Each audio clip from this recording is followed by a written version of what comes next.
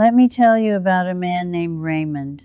He was 79 years old, lying in a hospital bed knowing he only had a few days left. In those final 3 days, he didn't ask about money. He didn't ask about his career. He didn't ask about the achievements he had spent 30 years building. He kept asking the same question over and over, his voice growing weaker each time. Is Michael coming? My son. Is he coming?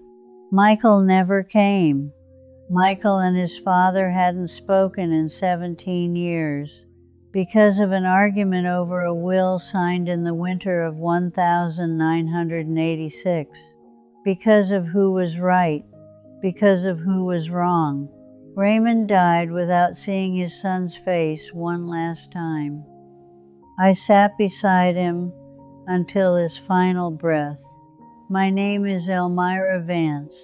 I am 94 years old, and I have spent more than 40 years working in nursing homes and hospitals, sitting beside people in the final days and weeks of their lives. I have witnessed more than 2,500 people pass away. I have heard what they truly say when they know their time has run out, and I can tell you with an absolute certainty that only 40 years of sitting beside death can give you. Most of what is eating at you right now, most of what keeps you up at night, most of what you are sacrificing your peace of mind for, will mean nothing by the end of your life. The tragedy is that you won't realize this until it's too late. I want to tell you right now, while you can still do something with this information, thing one, I stopped caring about always being right. Ask yourself honestly, how many people are you currently distant from even slightly, or very much simply because in some argument someone had to be right and someone had to lose? Raymond and Michael, 17 years, because of a piece of paper signed in 1986. I used to be like that. I would argue until the very end. I would come back 3 days later with new arguments, new evidence. I thought I was defending the truth. In reality, I was defending my ego and destroying things far more precious without even realizing it. In 40 years, not once have I heard a dying person say, I wish I had won more arguments. Not once. Never. Not a single time. But I have heard them say things like this. I wish I had just let it go. I wish I had hung up the phone and said I love you, instead of insisting on who was right and who was wrong. I wish I had known that was our last conversation. I would not have said what I said. Here is the painful truth that no one tells you directly. When you win an argument, you don't actually win. You only make the other person lose. And the person who loses doesn't feel educated, they feel humiliated. Humiliation is never forgotten. It sits there, smoldering, until it becomes distance, then silence, then 17 years without seeing each other's faces. Most of those battles aren't worth fighting. Not all, but most. Choose your battles. And for the ones that don't matter, let them go. The energy you save will be enormous. And the relationship you preserve might be the very thing you desperately beg to hold on to on your last day. But the need to be right is only one of the things we are wasting ourselves on. There is something even more exhausting, far more subtle, and far more common. Thing two, I stopped caring about being understood by everyone. In 1992, I met a woman named Clara. She was 78 years old, in the final stages of cancer, and she was spending her last days writing letters, not to her children or grandchildren, not thank you notes or farewells, She was writing to people who had misunderstood her 30 or 40 years ago, people who may have forgotten her long ago. She wanted to set the record straight before she closed her eyes. She wanted them to know she wasn't the person they thought she was. I sat down beside her and asked gently, "Clara, do you think these letters will change their minds?" She looked at me for a long time. Then she said, in a voice so small I had to lean in to hear, "Probably not." "Then why are you spending these days on this?" Clara put her pen down. She never picked it up again, and she spent her remaining days telling stories to her grandchildren. I think about Clara often, because I used to be just like her.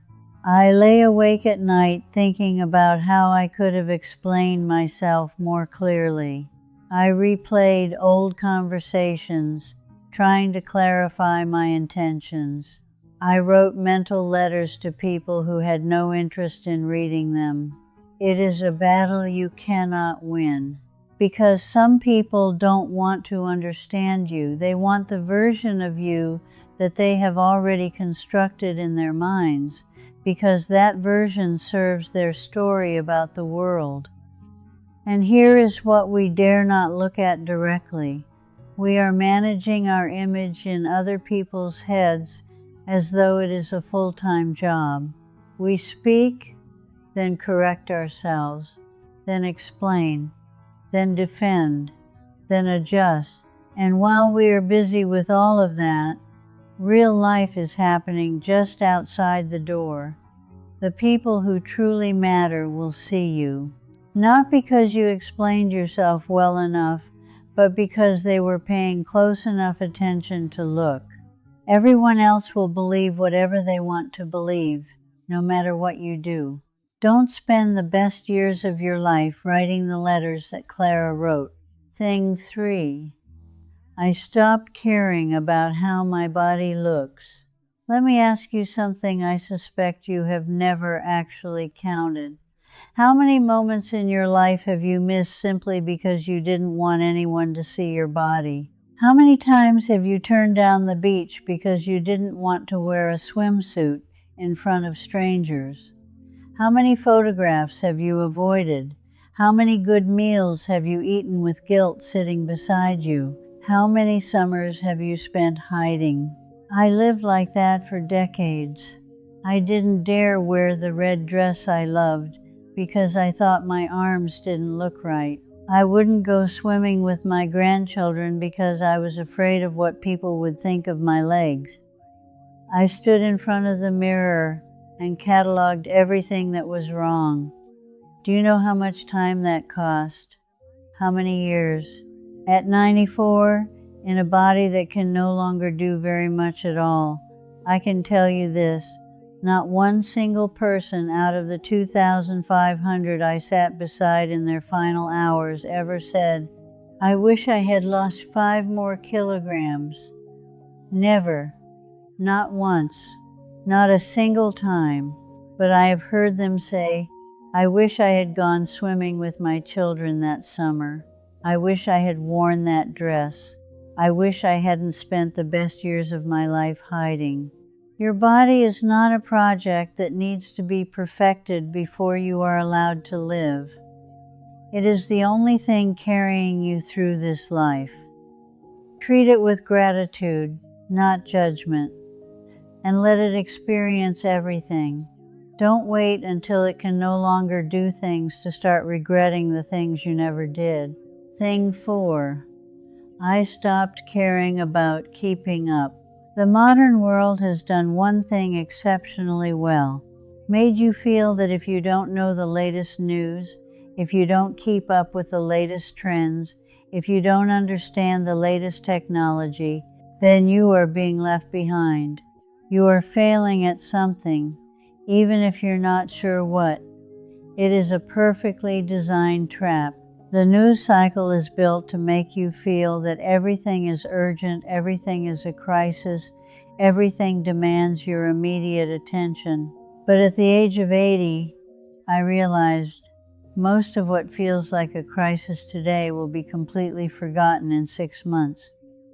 Most of what you are desperately trying to keep up with will not exist in a decade, but the moments you miss while you are busy scrolling through headlines will never come back. The child is calling your name from the next room while you are reading comments from strangers online. The person you love is sitting quietly beside you while you are watching someone else's life on a screen. The sunset is happening just outside your window while you are worrying about whether you are falling behind. Choose what truly matters to you. Give your full attention to those things, and let everything else pass without a moment of regret. You are not short on information. You are short on presence. Thing 5. I stopped caring about old grudges. In 2004, I witnessed 2 brothers named George and Arthur meet for the first time in 43 years. They had not spoken since 1961 over an argument about land their parents had left behind. 43 years of silence. George was dying. Arthur came because George's children had called. They sat together for 2 hours. I stood outside the door. I couldn't hear what they were saying, but I could see them, 2 old men, holding each other's hands, both of them crying. George passed away the following morning. Afterward, Arthur said to me, his voice dropping low like a man who has just understood something too large, I can't even remember anymore why we hated each other, but I remember everything we missed. 43 years. Grandchildren who never knew each other. Christmases that were never whole. Phone calls that were never answered. All because of a piece of land that neither of them could now describe in detail. Resentment is a poison you swallow, hoping the other person will suffer, but it only corrodes you. It shouts inside your head on quiet nights when you should be resting. It takes up space that belongs to things more worthy of being there. Forgiveness doesn't mean what they did was right. It means you no longer want that thing to keep taking the remaining years of your life. Forgiveness is a decision you make for yourself, not for them. Don't wait until there are only 2 hours left. Thing 6. I stopped caring about gossip and daily negativity. I had a friend named Martha. Every time we met, she would begin by telling me about the rude postman, the clumsy daughter-in-law, or the neighbor who parked in the wrong spot. Small things, seemingly harmless, but we often met for 3 hours. And those 3 hours were always submerged in that negativity. After every visit with Martha, I felt exhausted in a way I couldn't explain. Not physically tired, but tired on the inside, as though someone had opened the windows in the middle of winter and let the cold wind blow through for 3 solid hours. I began to notice. After conversations like those, I naturally started seeing the world through a darker lens. I began noticing what was wrong instead of what was beautiful. I judged strangers on the street more harshly. I felt weary of life even though I hadn't done anything strenuous. Your mind is a garden. Whatever you put into it will grow. You cannot continuously feed it negativity, judgment, and stories about other people's failures and then expect to wake up each morning with a light heart. I began to be selective, not about people but about topics. When a conversation drifted in that direction, I would gently steer it somewhere else. Did you hear the birds this morning? Lovely, weren't they? Small questions, but they change everything. When you stop feeding your mind garbage, something strange happens. You begin to see a beauty you hadn't noticed before, not because the world has changed, but because you finally have enough space inside to see it. Thing 7. I stopped sharing too much about future plans. Let me tell you about the thing that has killed more dreams than any failure ever could.